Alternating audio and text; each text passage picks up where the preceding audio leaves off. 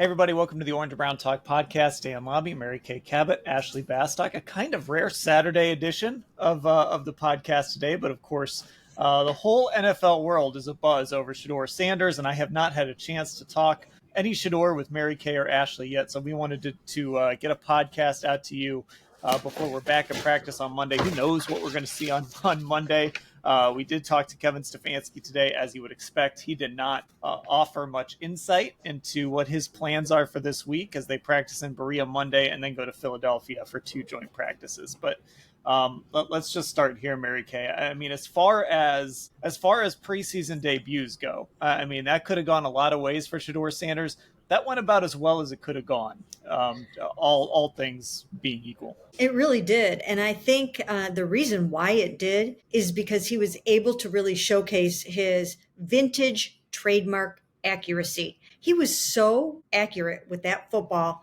And it really showed me that 74% completion percentage, which led the FBS last year, that wasn't just because he didn't want to throw the ball away or he didn't want to complete a Hail Mary. That is legit accuracy that he has. And I thought those 2 touchdown passes were really beautiful passes. They were great catches as well, but he put the ball exactly where he needed to put it, and he put it in such a way that the receiver could catch it. He throws an eminently catchable football. He knows when to take a little bit of the heat off of it. He knows when to put a little arc on it. He has a really, really nice touch on the ball. That's probably the thing that I was most impressed with yesterday. Yeah, and we talked about this with Lance a little bit in the post-game pod. It was sort of, we got a chance to see all the good things that when you watched him at Colorado, that accuracy in the red zone, his ability to kind of create, like he could always throw on the move a little bit. Now we saw some bad too. We saw him turn around and run backwards against pressure. That's going to look different in a regular season game. But like ultimately, Ashley, if you were sitting there looking for Shedeur Sanders to struggle, looking for all the bad stuff to come out that maybe you saw at Colorado, it didn't happen. They did a really nice job of putting him in a position to succeed. And he just took advantage, like he's done all spring, all summer.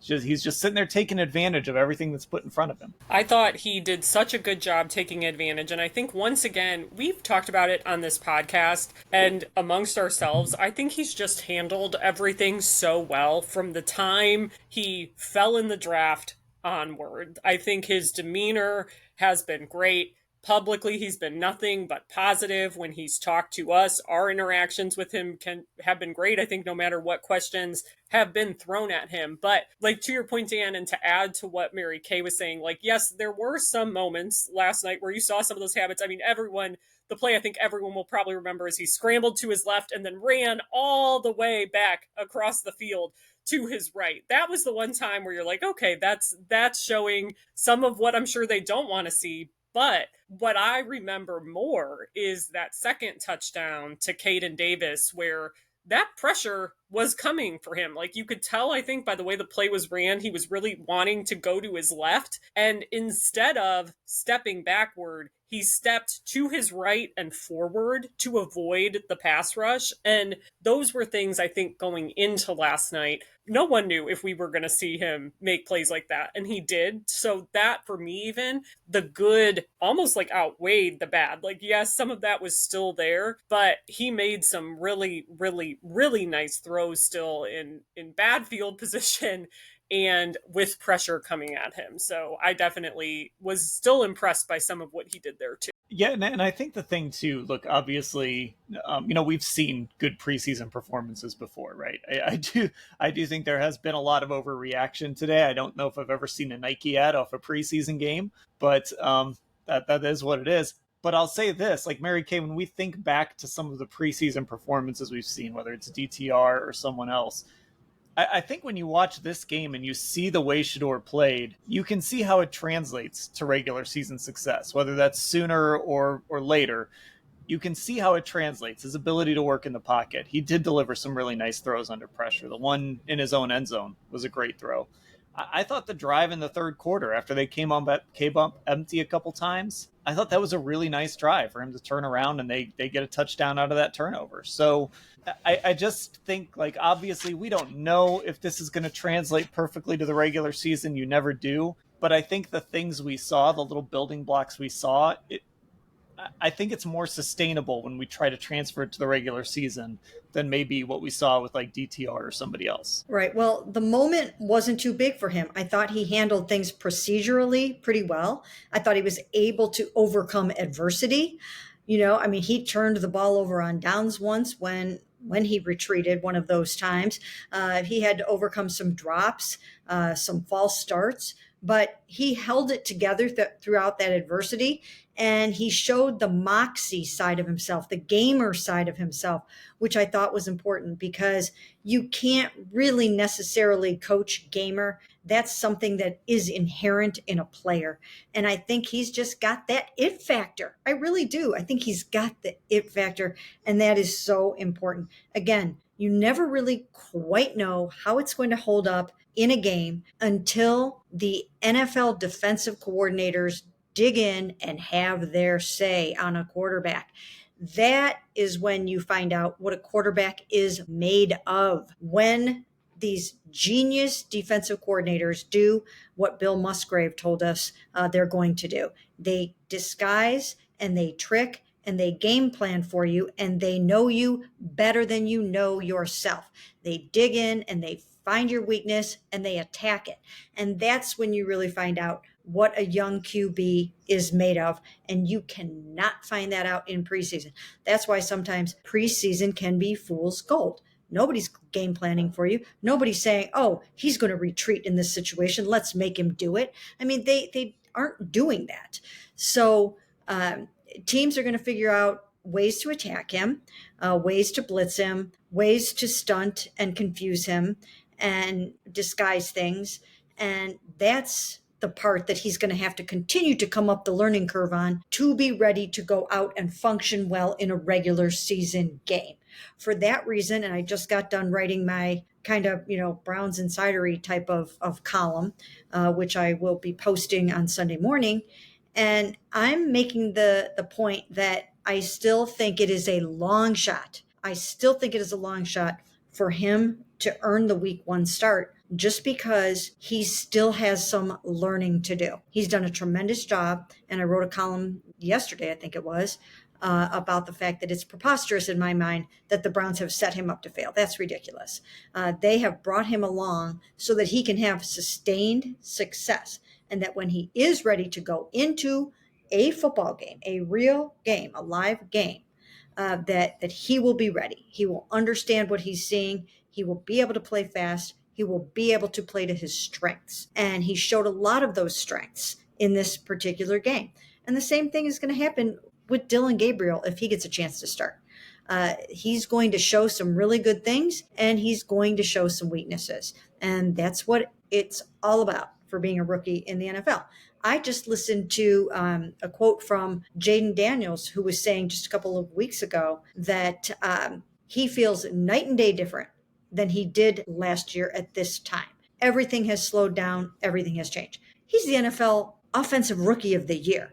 I mean, if it's good enough for Jaden Daniels to have to learn and take your time a little bit before you can really understand and grasp what defenses are doing to you, then certainly it can be good enough for Shedeur Sanders. So I don't think there's a rush.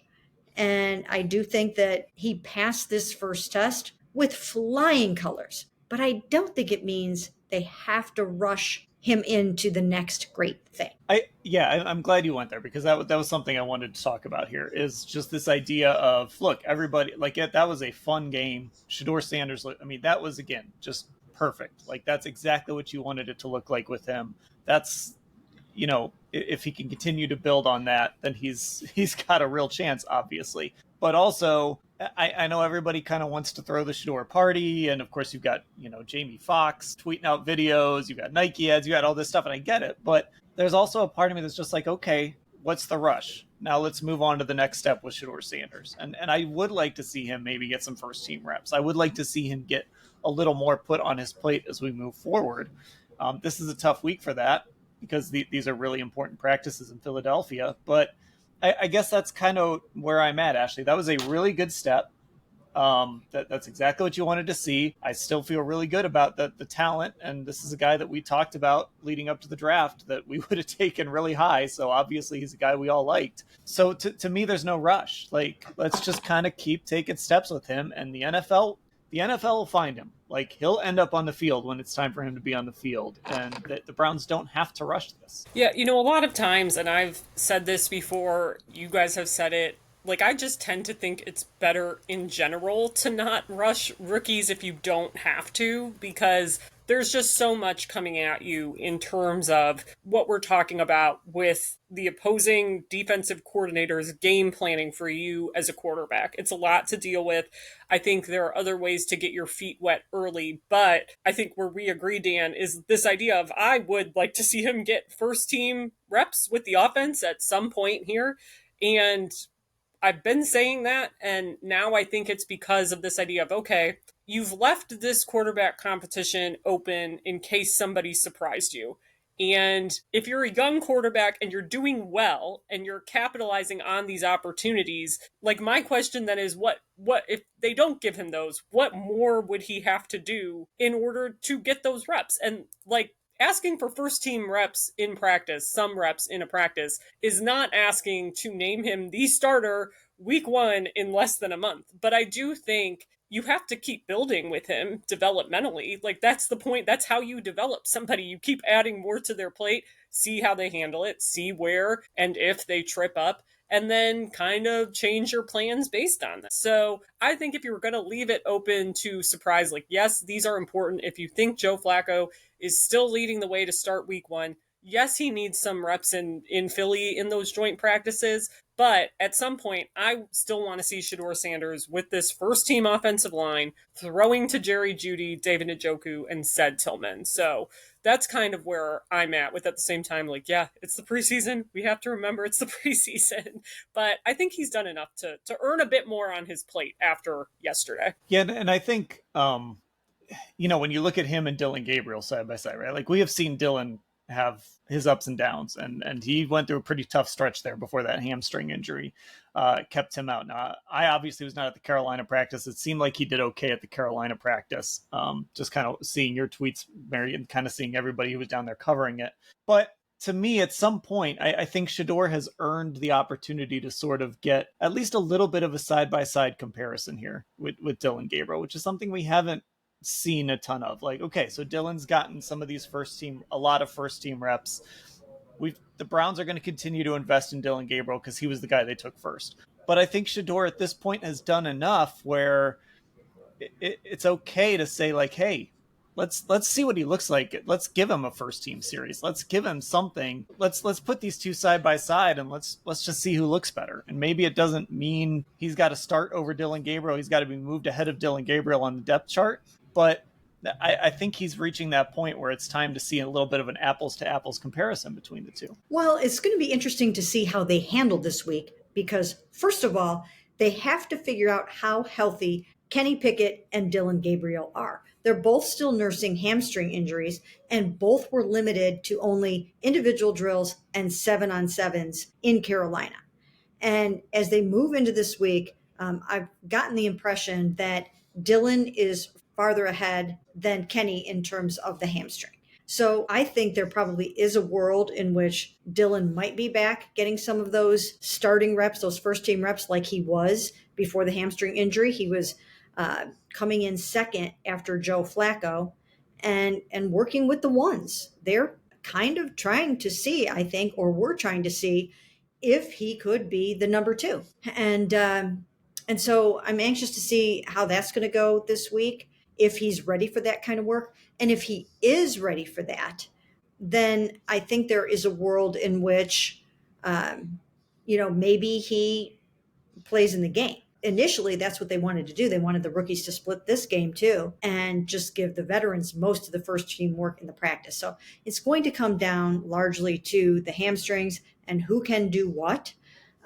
But I don't know. I don't know if they're going to give Shedeur Sanders any of those first team reps that we keep talking about, because they certainly aren't going to do it because everybody wants them to. They're not going to succumb to the noise and the pressure to move him ahead quicker than they really want to. And they have a plan with him. I mean, and that's why Kevin just keeps saying when we ask him that we are developing these guys at the pace that they need to go. And so far, it's worked in Shedeur's favor to be developed and brought along the way that they have done so. And I think they've done a really good job with him.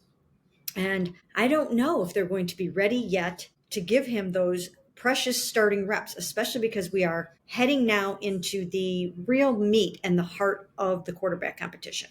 I always felt like these two practices in Philly were going to kind of make or break the quarterback competition. They might not feel like that because they had to pivot with the hamstrings, but I still think it's pretty important. If Joe Flacco is getting most of those first team reps, I just think that he's going to end up being the week one starter, because they're running out of reps and they're running out of time. And I don't know that you can use those precious few reps on what right now is still your fourth team quarterback. I don't know if they're going to do it. Now, maybe they will. Maybe he earned that. Maybe he earned some of those. And if Kenny Pickett's not in 11 on 11s this week, I think they are going to need someone else to run some 11 on 11s over this 2-day period, because there will be more 11 on 11 periods in Philly than there were in Carolina. There were only two.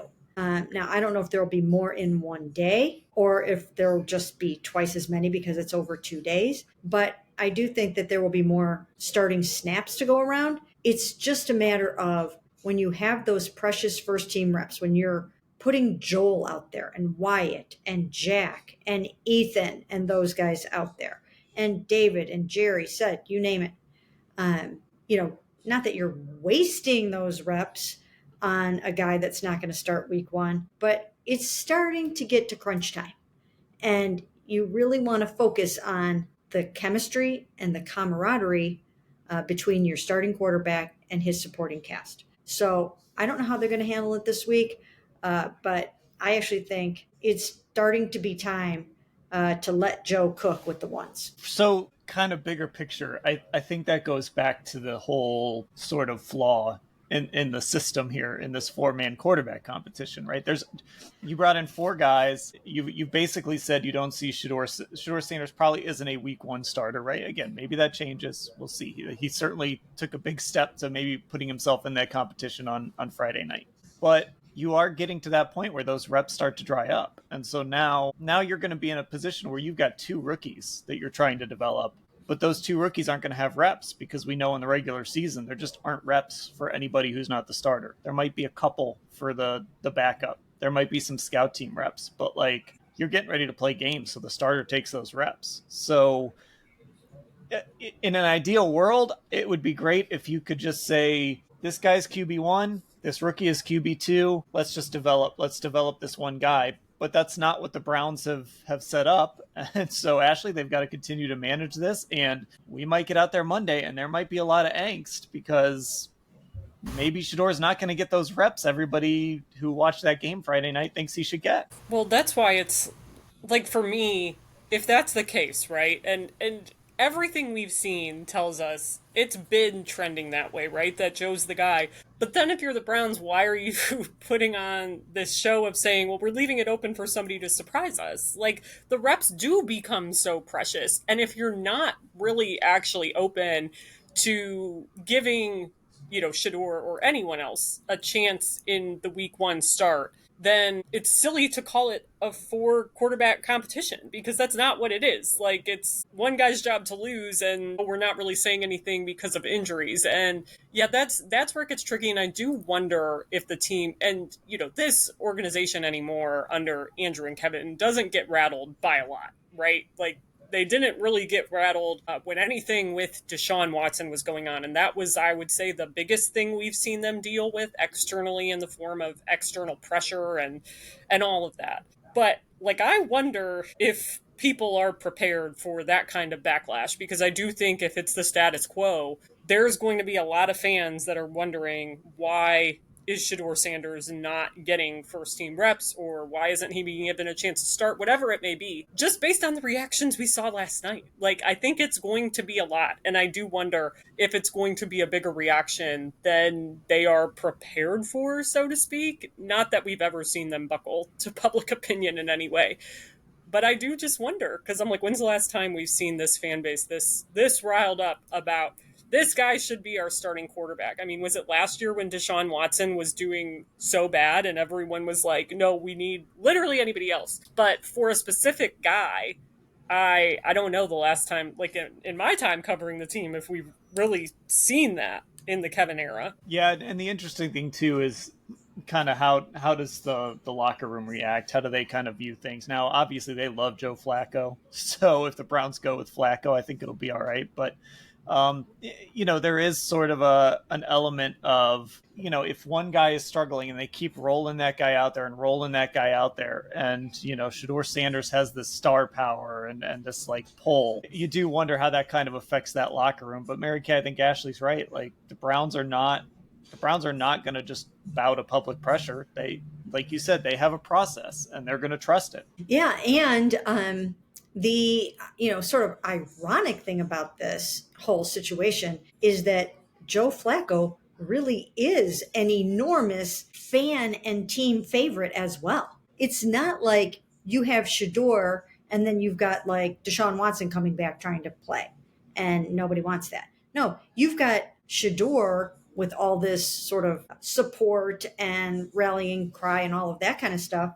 And then you've got Joe Flacco, who, I mean, I can't take two steps outside without people wanting to talk to me about Joe Flacco. There are plenty of fans and plenty of players on the Browns that are really excited about Joe Flacco and remember what he did here in 2023. So I think that adds just an interesting dynamic to it. It's not like it's Shedeur and then some rans that nobody wants to see play.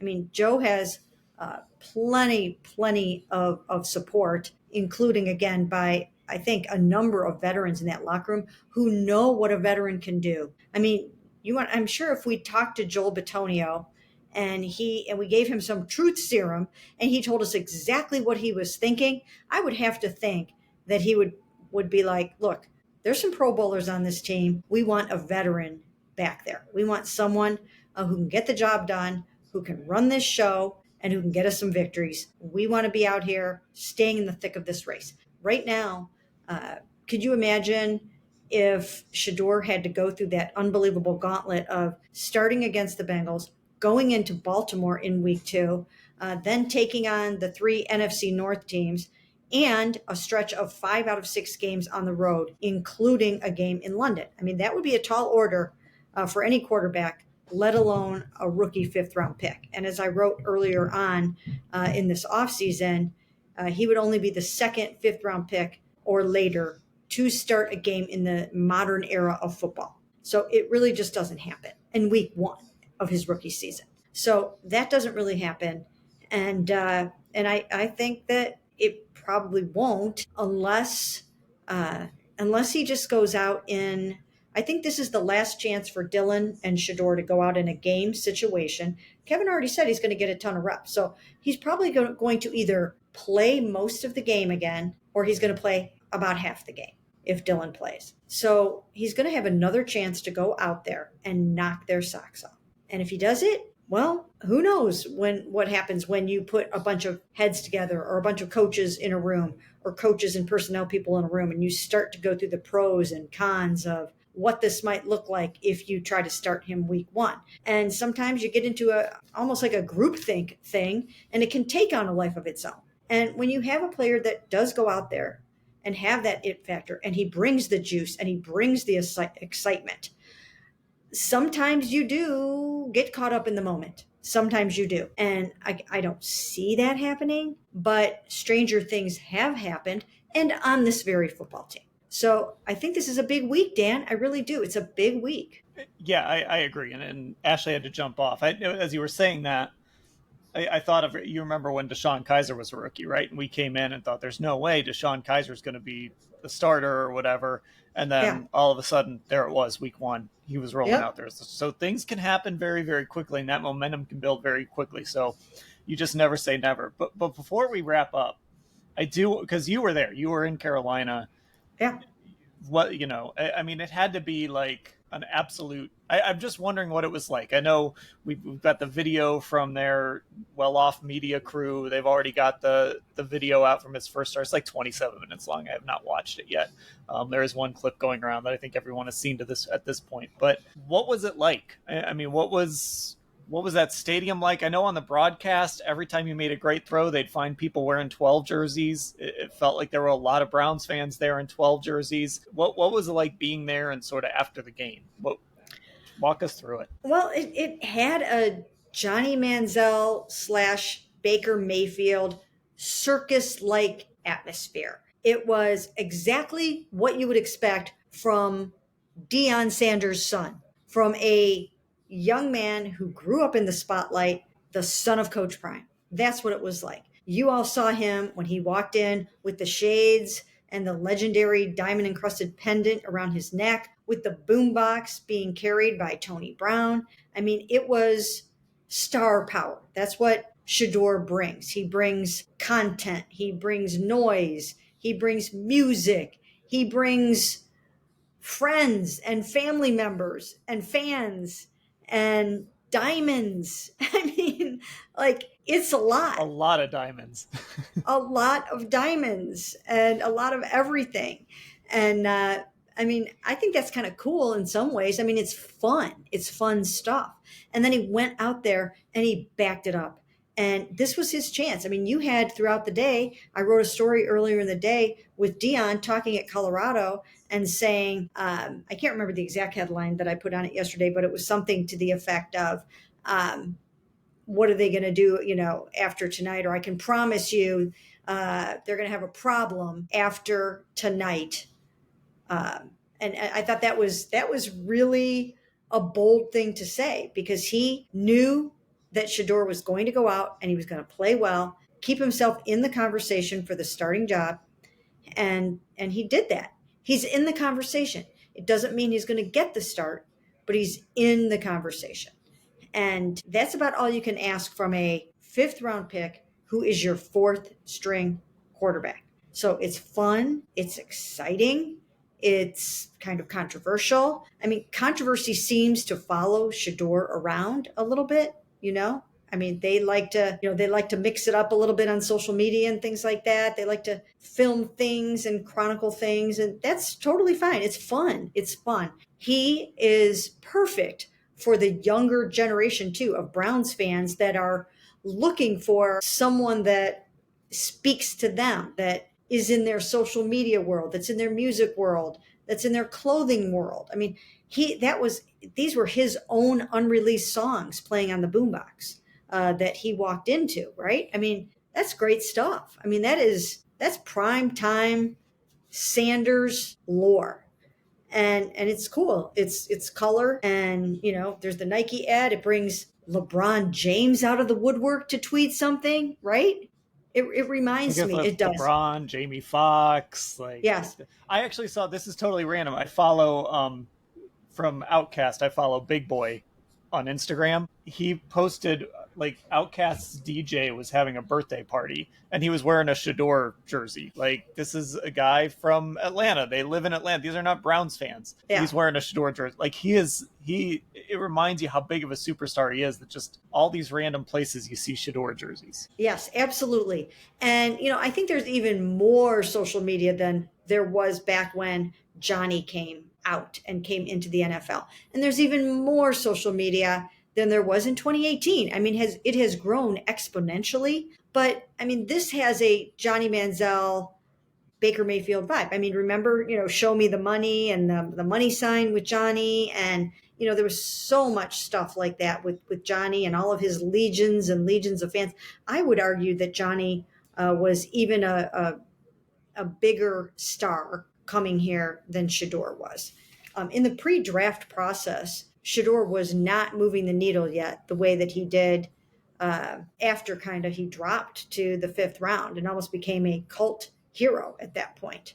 But in the run up to the draft, there was way more talk about Johnny Manziel and way more talk about Baker Mayfield. They were both controversial. They had both, been in some little flaps or scrapes or had things, that people were concerned about, and it had that superstar feel to it, especially Johnny. So Shedeur has a little bit of both. He's got a little bit of the Baker stuff. He's got a little bit of the Johnny stuff.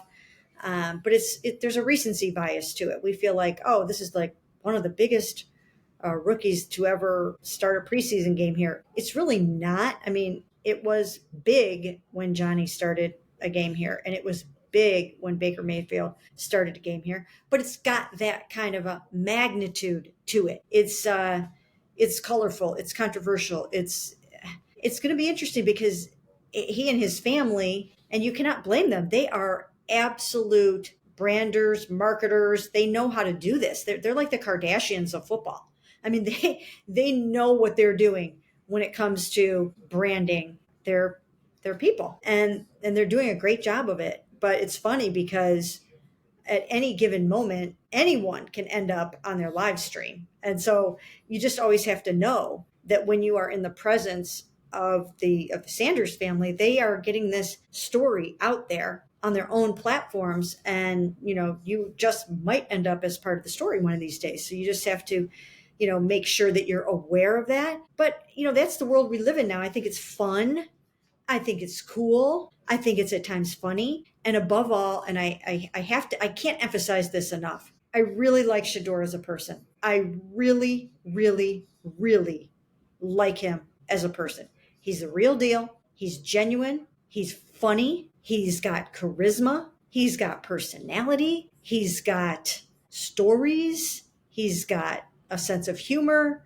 But I think he's really genuine when he talks about being grateful and when he talks about kids looking up to him. I mean, he's a passionate guy. And if he does become the starting quarterback of the Cleveland Browns, wow. I mean, it is going to be content heaven for everybody, including the Sanders family. I mean, there is just so much there to deal with and to work with. And hey, why not? Bring it on, right? I mean, they won 3 football games last year. Like he said yesterday, I brought an energy. I provided a spark. I mean, okay, let's see what you got. Why not? I mean, it's fun. I don't know if he'll get the chance, but it's certainly exciting and fun for Browns fans to think about it. Yeah, and the thing, like Johnny was so much more of a tabloid sensation. Like it was, oh my God, what did Johnny get into this weekend? Like that's not the case with Shedeur, right? And I agree with you. He's right. Such a genuine. He just seems like a genuine guy having fun playing football and messing with people, messing with the media sometimes, just having fun with the media. And listen, pull back the curtain. If one of us in that Browns media room ends up on one of his live streams, we're just going to make fun of each other for it. So we'll get good content out of it, even if it's just internal Browns media room content. So yes, it'll be interesting. And the one point you made that I think is really important is he delivered. Like he did all of that. Like for all of this that you just said, he delivered on Friday night. Now it was a preseason game, so it is but he delivered. Johnny Manziel's first preseason game, he gave the finger to the Washington sideline. So like Shedeur delivered at like a as legendary a performance as you can deliver in the preseason. He delivered it. So as long as you keep doing that, you can do all this stuff. Yeah, he did. He delivered, and it was great fun. And that's what Browns fans need. They need fun. Now, Joe Flacco brought the magic to the lakefront in 2023, and that was great, tremendous fun. It was a different kind of fun. It was a 49-year-old Coles Cash dad kind of fun, but it was a blast. It was an absolute blast with the Flacco flock and his kids and, the old guy jokes and all that kind of stuff. That's what Browns fans need. They need feel-good stories, and they need this to be fun. If the Browns are not going to the playoffs this year, and we don't know, but if they're not going to make it to the playoffs and they're not going to go deep into the playoffs, then this needs to be fun. And Shedeur brings that element, and I think there's a lot to be said for that. All right, well, it's going to be an interesting few weeks here. We got a big week ahead of us, of course. Practice on Monday, and then we will have joint practices with Philadelphia on Wednesday and Thursday, and then that preseason game in Philly on Saturday. So make sure you are a subscriber, Apple Podcast, Spotify. Head to cleveland.com/Browns and become a Football Insider subscriber. Our texters were loving that Shedeur performance last night. I don't know. I haven't heard from the guy that told me he was going to get blitzed. I don't know how he's doing. I don't know. Hopefully he'll text us here at some point. Let me know. Let me know you're doing okay if you're listening. And of course, find us on Instagram, Orange and Brown Talk, Twitter's Orange Brown Talk, and our YouTube, Cleveland Browns on cleveland.com. For Mary Kay and Ashley, I'm Dan. Thanks for listening, everybody.